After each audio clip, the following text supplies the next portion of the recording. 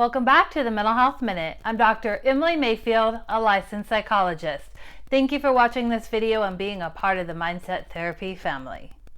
Today I'll discuss what emotional abuse might look like and a phrase someone uses when being emotionally abusive.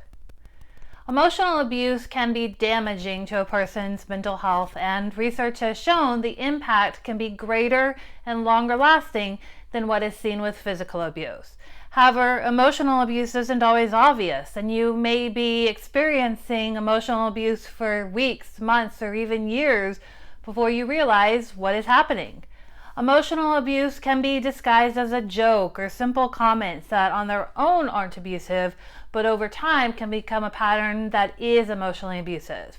And then, of course, it is even harder to recognize emotional abuse because when the person being abused confronts their abuser, the abuser denies their actions.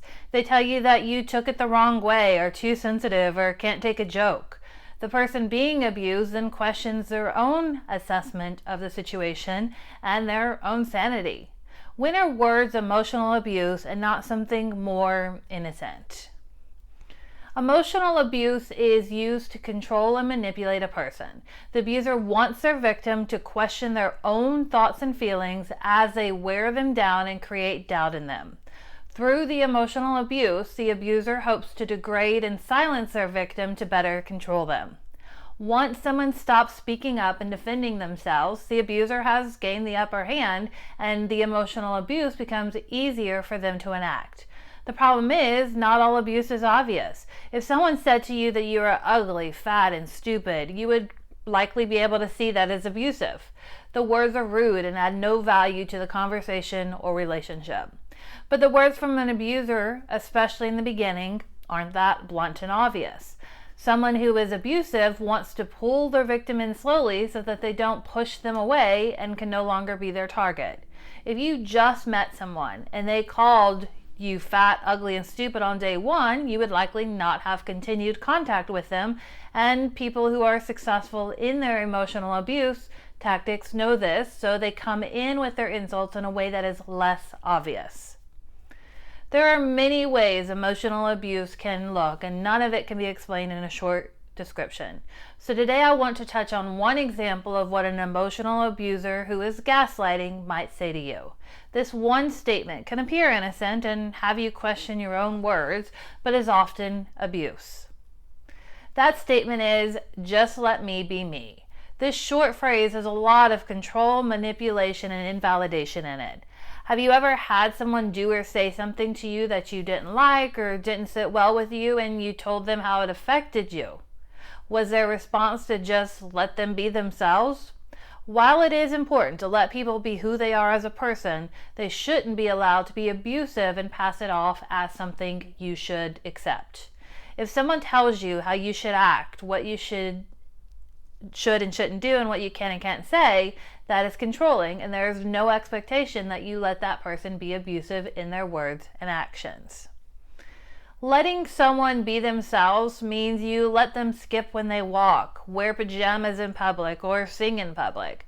That is someone being themselves that you shouldn't limit. It causes no harm to you, and it is who the person is. This is very different from someone who tells you how to close a door, who you can spend time with, how you should talk, or how you are wrong in anything you do. If someone makes underhanded jokes about your intelligence or looks and you confront them on their statement, they don't have the right to continue to say those things as you let them be themselves. When someone is being themselves, it shouldn't come at the expense of someone else. A passive-aggressive joke is abuse and not the person just being funny. If you stand up for yourself and your partner or friends tell you how you should just let them be themselves, then your own feelings are being invalidated. At a minimum, the other person isn't willing to consider their words and how they affect you. They aren't willing to make changes for something that bothers you. If you are hurt by someone's words or actions and you try to discuss it with the other person, there should be the opportunity for communication. If you feel shut down, not heard, or invalidated, it is possible that you are being emotionally abused. Look closely at other aspects of the relationship, and if you feel controlled and manipulated, then it is possible there is emotional abuse. Relationships shouldn't make you feel worse about yourself or as if you are the problem or crazy. Comment below if you have had someone use the phrase, "let me be me," and it was meant to be emotionally abusive. Also, if you enjoyed the content of this video, please give it a thumbs up. If you haven't already, hit that subscribe button to be a part of the Mindset Therapy family. And to get more information on what services you can receive through Mindset Therapy, go to this website or click on the link in the description below. I look forward to seeing you at the next video.